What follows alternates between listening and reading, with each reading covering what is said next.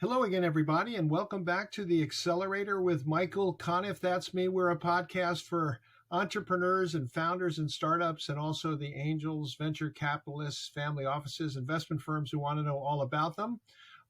You can find us on all the major platforms, including Apple, Spotify, Audible, Amazon. Give us a rating. Make sure to subscribe. You can also find me on Twitter at Michael Conniff, MichaelConniff, and also at michaelconniff.com, my website. Today, we are really happy to be joined by Amina Patterson, coming to us from Johannesburg, South Africa, from Joburg, and she is the head of business operations at AlphaCode. Welcome. Thank you for having Amina, me, Michael. great to have you with us. Thank you for having me. I think there was just a slight delay there, but thanks for having me. Yeah, well, through the magic of modern technology, we kind of make those delays go away, hopefully, in the post-processing. But it's great to have you with us. So why don't, for starters, tell us a little bit about AlphaCode and what you do for startups. I think it's probably fair to call you an accelerator. Is that right? That's correct.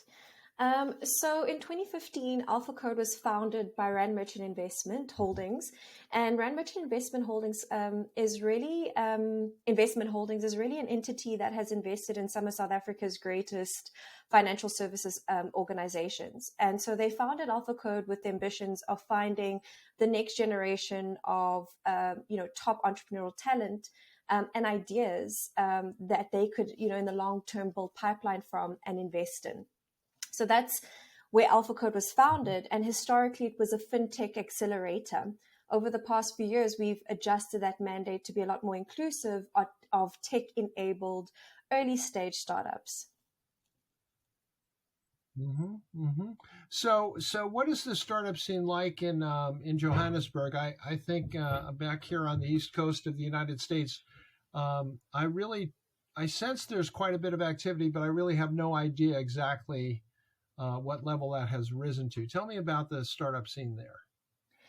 I'm so glad you asked that, because often we speak about Cape Town and the entrepreneurs in Cape Town, and there's a lot happening from an investor perspective in Cape Town. But in Johannesburg, it's really a vibrant ecosystem. It's matured significantly over the past 4 years. And I would say, what I find the entrepreneurs to be doing are really incredible things. If I look at our last cohort, what gets me excited is they definitely are tenacious entrepreneurs solving, even bigger problems. And most of the businesses that we incubated over the past year were founded during the pandemic, where there was limited access to customers, and they had to be creative around how they get access to those customers to validate whether they have a solid business model and market for their product.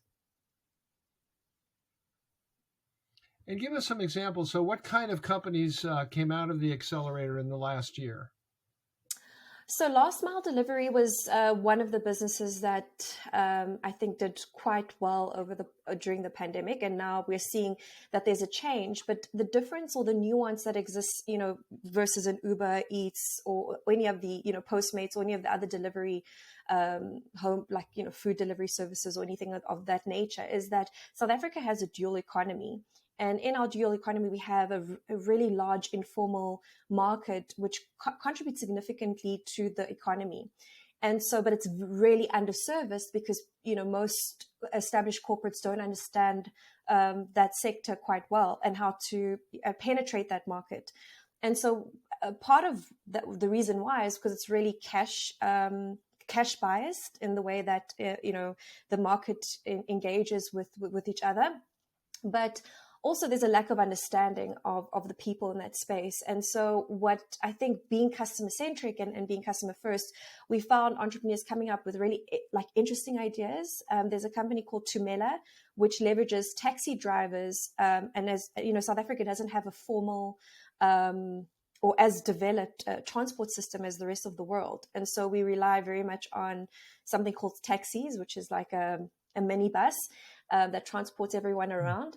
And they're leveraging those minibuses for making deliveries like an Amazon delivery or any other type of delivery that you need to do, food or goods. So that was one innovation which is quite interesting, and they're thinking out of the box, and there's many examples like that business coming to the fore.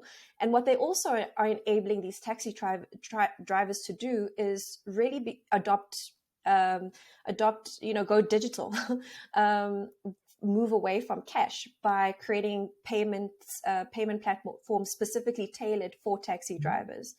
So they're not just solving for last mile delivery, but they're also solving for how people within that market transact with one another, and actually in promoting a greater digital adoption within that informal sector. And then another great, sorry, Michael, I could talk all day about this, so please I'm sorry, we've got a bit of a delay. No, you keep going, Amina. You're doing good. Keep going. Tell us more. Sure. And so then, another business which was like for me really exciting, because she just managed to, achieve somewhat of an exit actually to a I think it's Utah-based entity. But it was really about taking conversational data and turning that into insights. Somewhat of a behavioral tech business, data tech business. And what I love about that is, the founder is a female founder, which in our space is actually limited. I think globally we've seen that female founders are underrepresented and also underinvested in. And so with what I love about our existing cohort, actually, there were 5 female founders from a cohort of 8 startups. So she was one of them, and she came up with this conversation, turning conversational data into insights. In actual fact, she can take any type of data, your email threads, conversations via Zoom, and really provide insights into what the sentiment of that conversation is. That's particularly useful for financial services and other organizations that make use of your call centers. But also it enables, not just from a customer perspective, to provide insights into customer sentiment, but more importantly, the employee experience. And as we've seen globally, there's a great resignation happening. And I don't think we're at the end of that. And so what I love about the applications to the technology that she's built is it's quite wide in enhancing the human experience, whether you're a customer or an employee or a manager trying to get the best out of your team and retain them. She can actually identify what those levers could be. So those are just 2 examples of a cohort of 8, where we also have health tech, which is trying to democratize access to healthcare. There's so many examples. I could go on and on. Well, no, we don't mind it if you go on and on. I must say, it's always great to talk to somebody from South Africa. They sound so sophisticated with that wonderful accent. And you certainly do too. So it's nice to hear that lilting voice that's different than the English or Australian accent. And actually, I always think it's a little more refined. So don't worry about going on. We like that. We like it when you go on. This is a podcast. You're supposed to go on. Awesome. So let me ask you this. So you gave some great examples. Let me ask you specifically, what did the AlphaCode Accelerator do to help those companies and other companies? Sure. So we've helped entrepreneurs in there's different programs that we've had over the past few years. We've had Explore, which actually was about building, when we came into the space, 2015, the ecosystem was incredibly nascent. And I think, what we have a term that we called corporate refugees. So these are talented individuals that are in a corporate job with the wealth of experience and knowledge, but they, for multiple reasons, financial security, they just are a little bit afraid of taking the leap into starting and launching their own business, and particularly to explore and play around. And I think that's one of the gaps that we identified, is that in the South African landscape, there isn't, as much as people can say they have pre-seed and seed funding, it's really limited. I actually don't even believe a lot of the pre-seed and seed funding in the space is really that, at the core of it, because we're so risk averse. And so, thanks to the vision of Rand Merchant Investments, they had done, they had participated in a few Series A and Series B deals where we've invested in really successful businesses within the tech space, fintech space specifically, and they saw an opportunity to really seed ideas, which is what the funding is there for, with grant funding initially, to give entrepreneurs the opportunity to leave their jobs or take a break. Initially, we gave R1 million to entrepreneurs, which is quite significant in our landscape. We've adjusted that over the years. What is that in terms of dollars? R1 million is how many dollars? I would say, let me double check for you, but I think it's about, I'll check actually quickly. It's about, let's do that, $55,000. Oh, okay. So yeah, that is significant. Yes. Yeah. So initially we started. So you get them some money. Yeah. So initially we started giving entrepreneurs R1 million because that would be what would provide funding for at least a year where you could leave your job and actually engage. But we quickly realized that actually what you then have is a cohort that you've given this money up front, and not everyone in that cohort is going to be there with the right value system and the right intentions of building a business. So we adapted that model to rather give 150,000 Rand, which is like under $10,000. And in a period of 3 to 5 months, they go through really an extreme and intensive program where we look at all the startup fundamentals. Like if you're going to launch a business, what are the fundamentals that you need? We look at customers, customer discovery, making sure that your market language fit is correct, your value proposition, the commercials of the business, the product itself, and then also the operations. Do you have the right team, the right tech to build a scalable business? So it's quite intensive, and just the cycle of how that works is that we meet literally once a week. We have an education stream and a feedback stream, because in the feedback stream we enable peer-to-peer learning. So outside of just the funding, we actually have we have a strong mentor support system, which is providing tailored support to each of the businesses. And then we also have we create a sense of community amongst each cohort so that there's peer-to-peer learning. So that's in phase 1.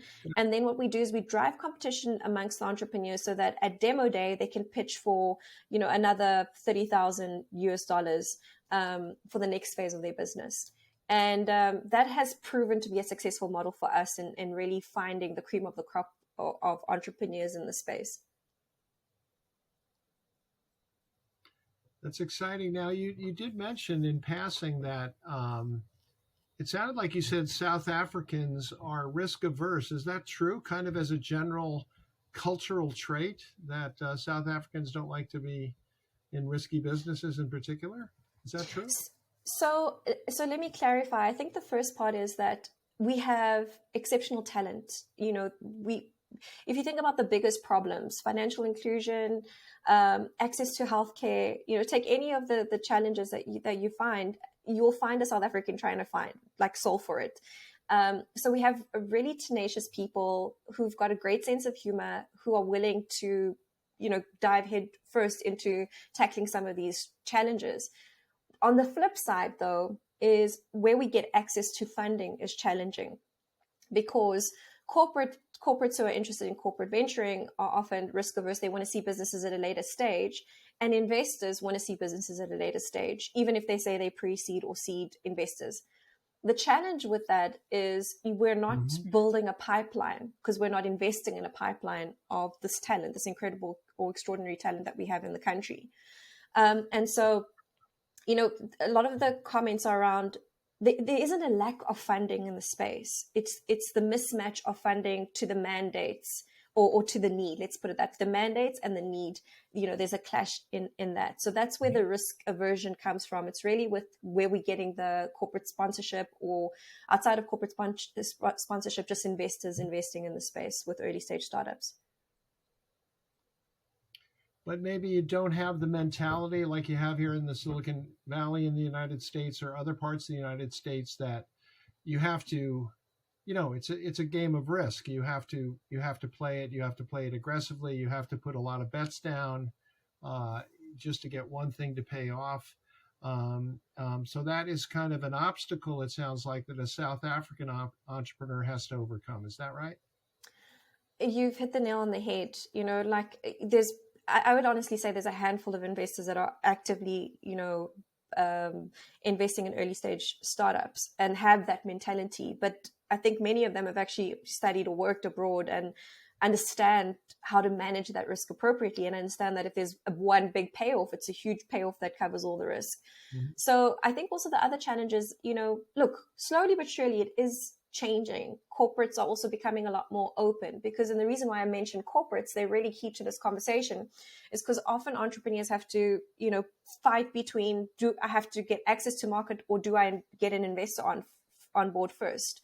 Because investors want to see traction, and the entrepreneurs, to get traction, almost have to go through a sales cycle, because that's the mentality locally, is to go through a sales cycle to get an opportunity to just validate or get access to anonymized data to validate whether their product works or not, or that there is a market for their business. And so that's the challenge. And a sales cycle in South Africa can take 18 to 24 months. So by that point, the entrepreneur has completely burned through their cash, and that's often the demise of early stage startups in our landscape. So why I mention corporates is because if we had more corporates engaged in looking at corporate venturing solutions, we can create these sandboxes where there's an exchange of value. You have entrepreneurs that are obsessed about these problems and creating value for the same customers that corporates are looking to service. Mm-hmm. And they're agile and can provide these solutions a lot quicker, or at least validate a lot quicker than driving a monolithic project that's overfunded and never gets off the ground. So it's slowly but surely changing, but it is I think the rate of change is coming at an expense to our entrepreneurs and to the space in driving innovation. There's no reason why South Africa couldn't leapfrog into the fourth and fifth industrial revolution, because we're not lacking in talent. We're lacking in, I think it's mindset change. Even the funding, like I mentioned to you, there's funding available, but the mandate doesn't meet the need. And so that is the biggest challenge in our space, is getting guys to understand that you do want to take these smaller bets, but in the long term can pay off quite significantly for these investors. And more, it's a calculated risk. Because if I look at our cohort of 8 this year, one exit, all of the businesses, 7 of the businesses are revenue generating, and they all came in just that pilot stage, just after ideation. Mm-hmm. And they now are in the growth phase of their businesses, looking at creating sustainability and scalability for their businesses, which is incredible in a space of less than a year to achieve. And given that their businesses were founded during the pandemic. Has there been any Elon Musk effect? I mean, here's, is he the richest man, if one of the richest men in the world at worst, even after he just bought Twitter? He is South African, though he pursued his dreams here in the U.S. Do kids grow up in South Africa wanting to be Elon Musk, or wanting or dreaming the entrepreneurial dream that lots of people do here in the United States and around the world? Is that considered a bridge too far in South Africa, or do you start to see some people thinking that way? Oh, most definitely they're thinking that way. I mean, our first cohort, most of our cohort was, the average age of each founder was probably 24, 23. Some guys were just out of university. And there's an organization I'd like to credit specifically for that drive. It's called the Alan Gray Orbis Foundation. And they have done amazing work they provide scholarships to, children that are in grade 7. I don't know what the equivalent would be in the States, but maybe like it's middle school, from middle school onwards, and including into university, a very generous scholarship. But the key of that scholarship is it's underpinned by an entrepreneurial program. So they literally are grooming top talent around the country from a very young age and instilling an entrepreneurial mindset. And there's many other organizations like that. And thanks to the, I think, access to the internet, you're finding more and more kids have access to understanding who Elon Musk is to begin with, and wanting to mimic that, that sentiment, that ethos, and are reading and picking up books or following pages on Instagram that speaks about entrepreneurship. The truth is, I don't think we're lacking. Sorry, go ahead, Michael. No, keep going, Amina. I don't forgive me for interrupting. You go. You keep going. No, no. So I just think that the truth is, it isn't necessarily a lack of mindset. It's like what I mentioned to you, is that you can have this incredible talent, you can have the ideas coming about, but what I think differentiates us to other countries is the space to play. Even our universities, I think we need to build a stronger ecosystem that includes universities, includes ecosystem builders and investors. And at the moment, I think we're making strides in that space. But that is one of the challenges, is I think when you're doing your master's, at MIT, you can easily, just how this ecosystem is set up, it's so much easier to launch a business, because while you are doing your master's thesis, you're building this business, you've got your professors' input, they have access to network, just from I suppose, the university itself, but also the access to network of VCs to come on board. And so you have the opportunity to test and play around and explore and experiment, which is what I think is the hindrance in our space, is that there isn't funding geared towards that. And it does pay off, because when we started, I would say we probably had a 10% hit rate. So from our cohort, 10% of the businesses would go on to shoot the lights out, which is still, I think, pretty solid, considering. But now, 50% of our cohort are becoming, I would say, to be conservative, at least 30% of our cohort will go on to shoot the lights out post our program. So it does show a shift in the maturity of the entrepreneurs and the ecosystem. It's just a pity that whilst the ecosystem is maturing and you're finding these evolved ideas and more validation of these ideas, and a lot stronger products, with stronger entrepreneurs and co-founders, what's missing is the funding to match those ambitions. And I think it's a multi-pronged issue, because you can't just blame investors.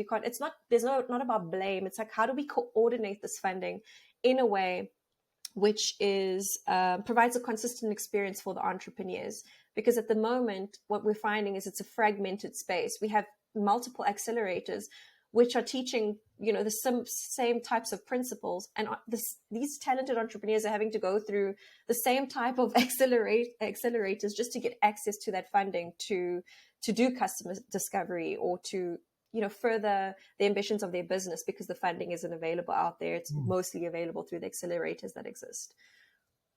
Yeah, it sounds like a challenging environment. Amina, I wanted to ask you, I haven't gotten a chance to really ask you about how you got to where you are. So what is your background, and how did this happen for you? How did you get into the startup space?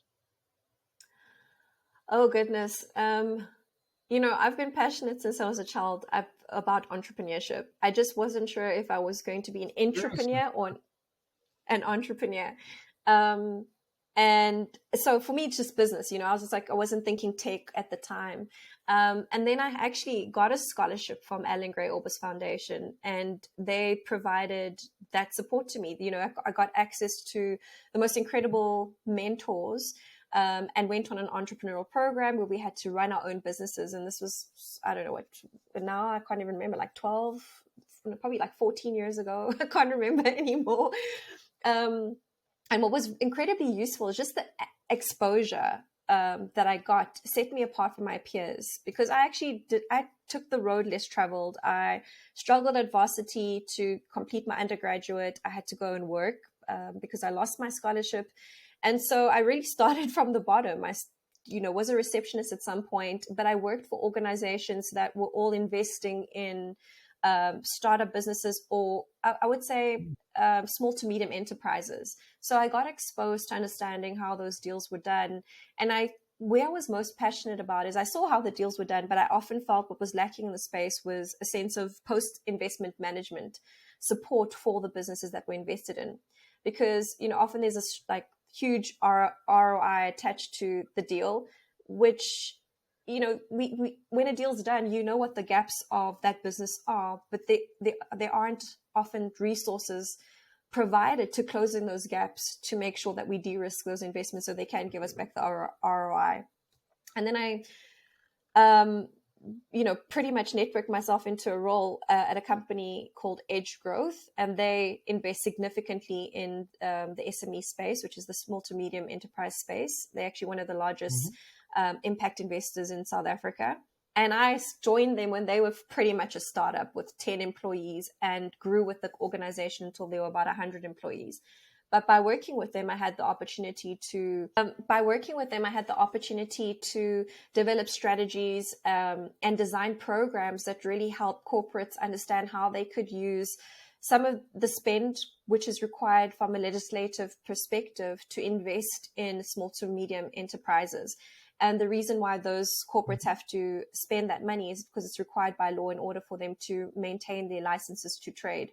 So, our big ethos at the organization at that time was really about creating shared value. So corporate venturing in a nutshell, but across the value chain, looking at customers, look at the supply chain, and there was strong bias towards the supply chain. So I work with a number of organizations across industries, anything from the alcohol industry to petrochemical, and that really sparked the fire, I think, or spark, or what could I say, flamed the fire even brighter for me, because I got to work with incredible organizations that were passionate about building or at least contributing to growing scalable and sustainable businesses in a values-driven organization, which still had a commercial lens. So I had the best of all the worlds. And by working with Edge Growth, I actually did a piece of strategy work for Rand Merchant Investments.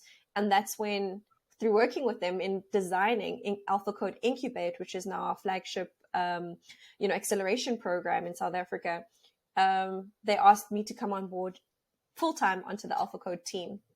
And so that's sort of the evolution of where I started and where I am. And I studied accounting and thought, no, I can't be a chartered accountant. I think in the States it's a CPA. I was like, no, this is like, I can't do it. My brain, it's not geared to do that all day, but I want to make a difference and I want to work with incredible talent. And that's where I find myself, more on the entrepreneurial side, but hopefully one day I'll make the leap into the entrepreneurial side. Well, let me ask you before I let you go. So within South Africa, of course, we all know the history of apartheid and the difficulties that have come with that historically. Have you, in your program, I'm kind of curious, two things, how many entrepreneurs of color, you mentioned 5 women, which is great, and that's a big number, but also how many entrepreneurs of color out of the 10, and I'm assuming it's significantly more difficult for them to break through in South Africa. How about those 2 questions? Yeah, that's a great question. So AlphaCode Incubate was actually designed with a diversity lens. And so our cohort is often an 80%, 20% split, 80% really looking at, Black-owned businesses as guided by the legislation in our country. And 20% would be other. So you could come from any other country, or you could be any other race, or I suppose outside of the legislative requirement. So we maintain that 80-20 split. And to answer your question about it being a little bit more difficult, I think what the challenge has been, because of our history, is access to network capital. And it's like you mentioned earlier, as much as I think seeing your parents run their own businesses and having access to that capital to start your own business, to play around with your own business, even if it fails, is an opportunity that most Black-owned businesses. When I say Black-owned, or in South Africa, Black is quite broad. There's colored, Indian, and African that are included, and even Chinese people if they came to South Africa pre-94. So it's quite vast. So that's what Black is considered in South Africa. And I think the challenge is, if you haven't seen that and you haven't got access to that capital, it makes it hard for you to even think about going into the space. Add another nuance, a social nuance of something called Black tax, which is, if I'm the first generation to go and get a degree, more often than not, financially, I'm also responsible for the rest of the family. I'm a breadwinner in my family, and not just my immediate family, my extended family, which means that I actually need my job to pay all of those bills, not only for myself, but for my extended and my immediate family. And that's where the challenge comes in, because it's harder to take risks from that perspective. It's harder for me to want to leave my job and just follow my passion of driving this idea. And that's why programs like Yeah. AlphaCode and others Yeah, in the that's right. space are absolutely critical to the success of these types of entrepreneurs. Well, we're out of time. Amina, you are a incredibly articulate spokesperson for startups in South Africa.